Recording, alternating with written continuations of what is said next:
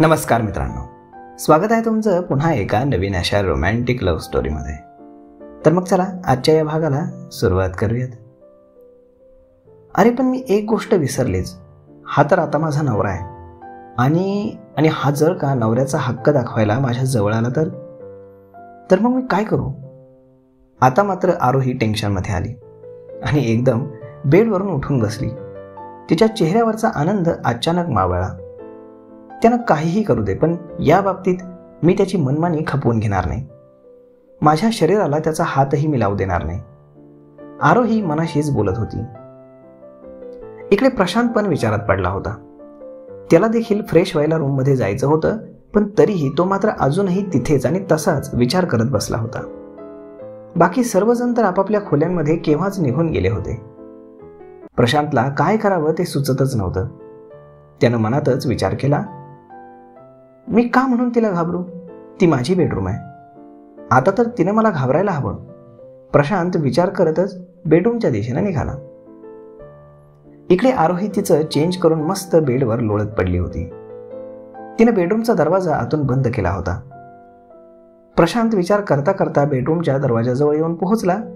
त्यानं बाहेरून नॉक केलं. आता कोण आलं असेल असा मनातच विचार करत ती पटकन उठली.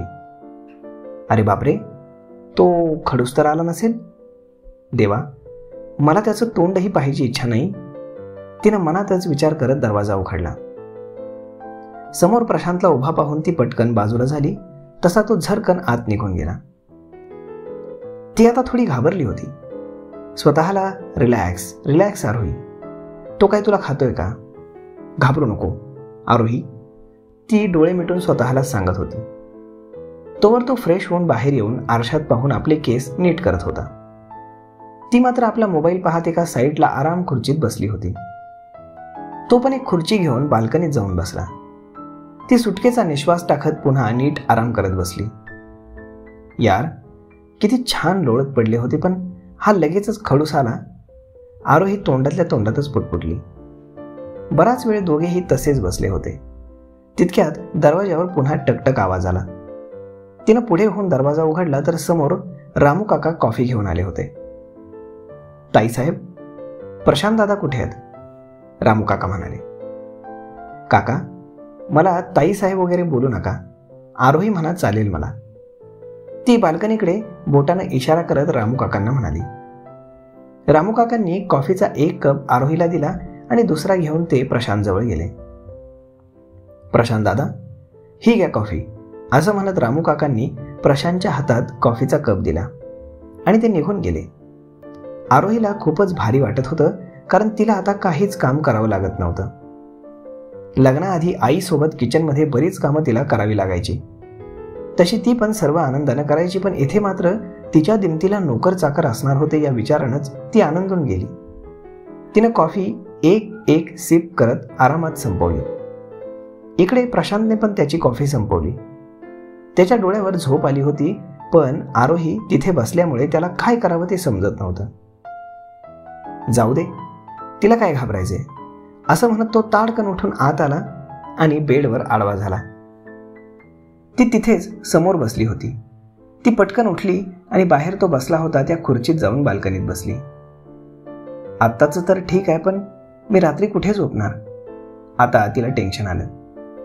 बराच वेळ ती बाल्कनीमध्ये बसून आजूबाजूचा परिसर निहाळत होती. बाल्कनीत बसून तिला रस्त्यावरून भरधाव वेगात जाणाऱ्या गाड्या दिसत होत्या. मुंबईपासून थोडं बाहेर पण चांगल्या निसर्गरम्य वातावरणात त्यांचा बंगला होता. विचार करता करता तिच्या मनात अचानक आई बाबांचा विचार आला. तसं तिनं पटकन बाबांना फोन लावला. हॅलो आरू बेटा, कशी आहेस? बाबा पलीकडून म्हणाले. आरोही म्हणाली, बाबा मी मस्त आहे. तुम्ही कसे आहात? घरी व्यवस्थित पोहोचलात ना? बाबा म्हणाले, हो ग बाळा, तुमचा ड्रायव्हर अगदी आम्हाला आपल्या घराजवळ सोडून पुन्हा परत गेला. तुला तिथे करमते ना बाबा? बाबांनी काळजीने विचारलं. आरोही म्हणाली, नाही हो बाबा, मला तुमच्या सर्वांची खूप आठवण येते. आरोही केविलवाण्या स्वरात म्हणाली. अहो आरू आहे का? द्या बघू इकडे, तिची आई बाबांकडून फोन घेत म्हणाली. आरू बाळा, कशी आहेस? मी मस्त आहे, तू कशी आहेस? आणि अक्षय काय करतोय?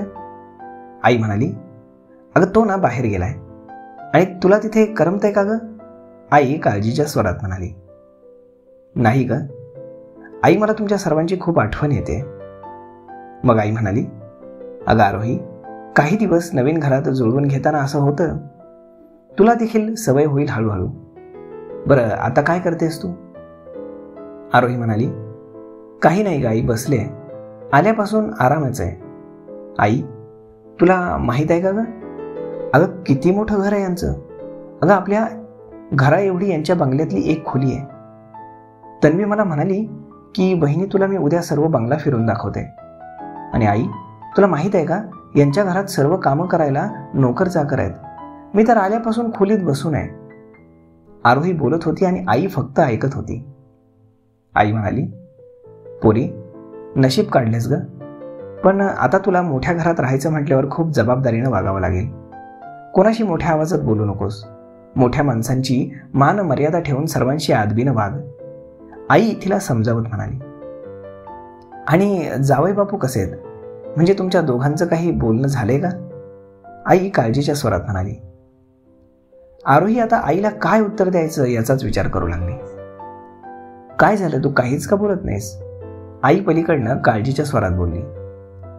हो अगं आई, म्हणजे आमचं अजून बोलणं झालं नाही, ती अडखळत म्हणाली. सर्व ठीक होईल आरू बाळा. अगं एवढं सर्व अचानक घडलं ना, त्यांना हे सर्व स्वीकारायला थोडा वेळ जाईल. आई आरोहीला समजावण्याच्या सुरात म्हणाली. मग बराच वेळ दोघी फोनवर बोलत होत्या. पण इकडे तिच्या फोनवर बोलत असलेल्या आवाजानं आपल्या हिरोची झोपमोड झाली आणि तो रागातच तिच्याकडे पाहू लागला. तिचं त्याच्याकडे लक्ष गेलं. तसा ठेवते आता फोन असं म्हणत तिनं फोन कट केला आणि पुन्हा आपलं लक्ष बाहेर देत बाहेरचा परिसर पाहण्यात मग्न झाली. एवढ्यात पुन्हा दारावर टकटक आवाज आला. प्रशांतनं उठून दरवाजा उघडला. रखमा मावशी जेवणासाठी दोघांना पण बोलवायला आली होती. प्रशांत ती गेल्यानंतर हॉलमध्ये जायला निघाला. आरोही पण त्याच्या पाठीमागे गेली. सर्वजण जेवणाच्या टेबलवर हजर होते. 4-5 नोकर सर्वांना जेवण वाढायला तिथे हजर होते. आरोहीला तर हे सर्व पाहून राजमहालात आल्यासारखं वाटत होतं. ती अजून पण बाजूलाच उभी होती. तितक्यात सुमित्रा खुर्चीकडे इशारा करत म्हणाल्या, आरोही, अगं बस ना. बेटा लाजू नकोस. निसंकोचपणे तुला जे हवं ते घे आणि पोटभर जेवण कर. श्रीधरराव आरोहीकडे पाहत म्हणाले. जेवताना कोणी लाजतं का? साधना आत्या पण खोचकपणे आरोहीकडे पाहून म्हणाल्या. त्या तिच्या बाजूलाच बसल्या होत्या. ती मात्र खाली मान घालून बसली होती. तिला काय अजून आत्याचा स्वभाव माहीत नव्हता. सर्वांचं जेवण झाल्यावर तेजस आणि सायली घाटकोपरला जायला निघाले. सुमित्रा तेजसकडे पाहत म्हणाल्या, अरे तेजा, सकाळी लवकर उठून जा की. नाही का काकू, मला उद्यापासून ऑफिसला जावं लागेल. आता बास झाली ना सुट्टी. 4 दिवस झालं कोणीच ऑफिसला गेलेलं नाही. तरी रोहित आहे ते एक बरं आहे. तो ऑफिसचं सर्व काम करतो. कोणी नसताना छान पद्धतीने सांभाळतोय. रोहित त्याच्या ऑफिसमध्ये मॅनेजरच्या पोस्टवर होता. देखणा, हँडसम आणि अतिशय संयमी आणि हुशार असं रोहितचं व्यक्तिमत्व होतं. गरीब घरातला होता, पण त्याच्या बुद्धीच्या कर्तृत्वाच्या जोरावर तो आज इथपर्यंत येऊन पोहोचला होता. श्रीधर देशमुखांचा विश्वास त्यानं थोड्याच दिवसात संपादन करून घेतला होता. हो रे तेजस, रोहित नसता तर आपल्यापैकी कोणाला तरी रोज ऑफिसमध्ये जावंच लागलं असतं. रोज न चुकता तो फोन करतो आणि मेल करून ऑफिसमधल्या सर्व डिटेल्स तो पाठवतोय. श्रीधरराव तेजसकडे पाहत म्हणाले. पण त्याच्यावर तरी अजून किती भार द्यायचा? उद्यापासून तू जा ऑफिसला. मी पण उद्या दुपारी वेळ मिळाला की येतो. प्रशांत तेजसला आणि सायली वहिनीला बाय करून त्याच्या रूममध्ये गेला. ते दोघे आजीचा निरोप घ्यायला आजीच्या खोलीत गेले. आजीला नमस्कार करून तिचा निरोप घेऊन ते दोघेही बाहेर आले. त्यानंतर सर्वांचा निरोप घेऊन दोघेही जायला निघाले. सायली आरोहीच्या जवळ जात तिला म्हणाली, आरोही, काळजी घे आणि कधी एकटं वाटलं तर मला फोन करत जा. तिला बाय म्हणून ती जायला निघाली. आरोहीनं पण तिला हसत मुखानं निरोप दिला. दादासाहेब आणि श्रीधरराव तिथेच सोफ्यावर गप्पा मारत होते.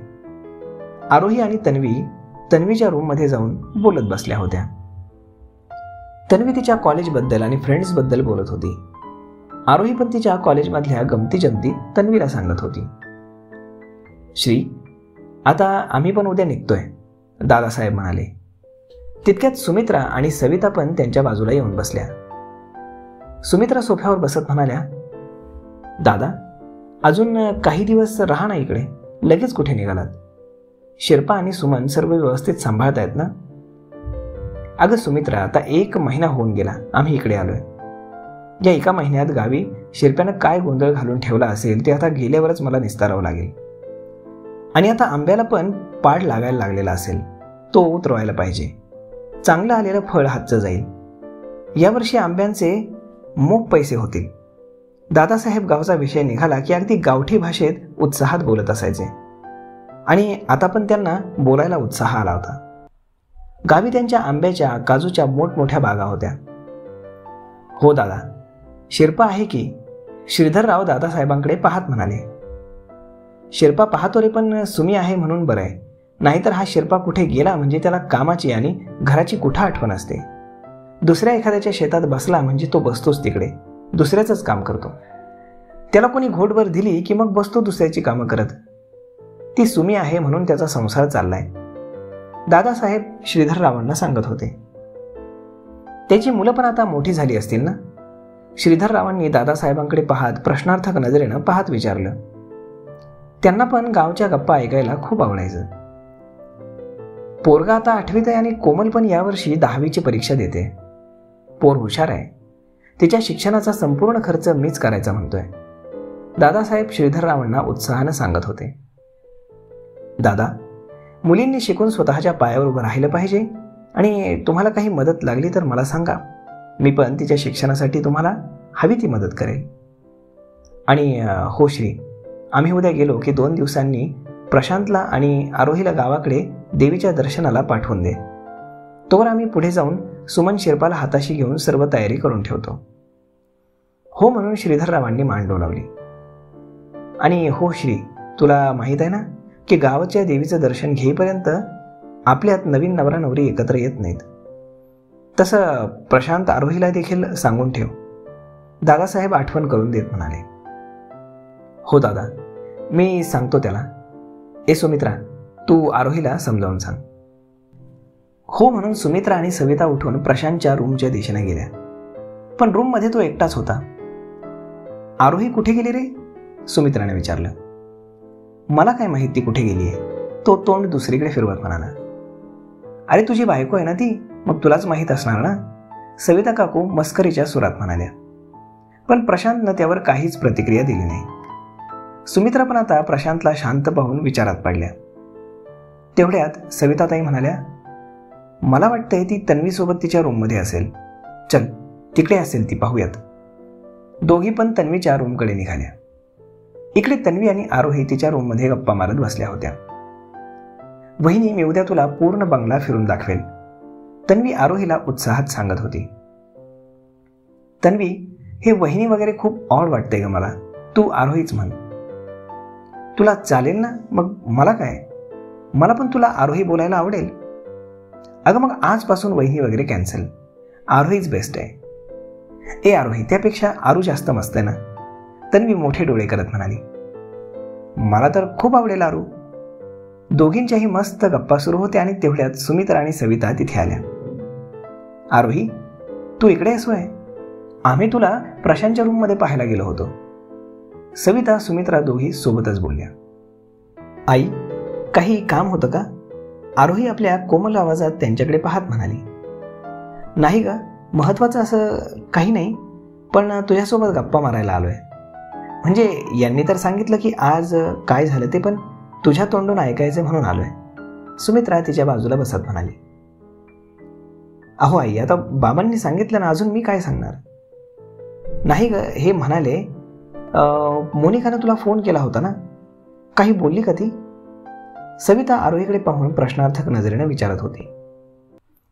अहो आई, ती म्हणाली की माझ्या आई बाबांना एवढंच सांग की मला शोधू नका, मी ठीक आहे.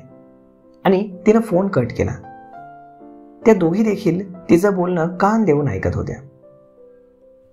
मोनिका माझ्यासोबत 2-3 वेळा फोनवर बोलली, पण तिच्या मनात असं असेल असं कधी वाटलंच नाही ग, सुमित्रा म्हणाली. कॉलेजमध्ये ती आमच्या सोबतच असायची, पण आम्हाला देखील कधी कळालं नाही की तिच्या मनात असं काही आहे. तिनं आम्हाला देखील काही सांगितलं नाही तिच्या बॉयफ्रेंडबद्दल, आरोही म्हणाली. जाऊ दे आता तिचा काय विचार करायचा. त्यानंतर वेगळ्या विषयावर चौघी देखील बराच वेळ गप्पा मारत बसल्या. तेवढ्यात सुमित्रा सविता ताईकडे पाहत म्हणाल्या, अहो ताई, आपण हिला जे सांगायला आलो ते सांगा ना. अगं हो हो, सविता ताई काहीतरी आठवल्यासारखं करत आरोहीकडे पाहून म्हणाल्या, अगं तुला खरं तर मी हे सांगायला आले होते की तुम्हाला 2 दिवसानंतर आपल्या गावी जायचंय, गावदेवीच्या दर्शनाला. आणि आपल्याकडे गावदेवीचं दर्शन घेतल्याशिवाय नवरा नवरी संसाराला सुरुवात करत नाहीत, म्हणजे एकत्र येत नाहीत. त्यामुळे तू गावी जाईपर्यंत इथे तन्वीच्या खोलीतच झोप.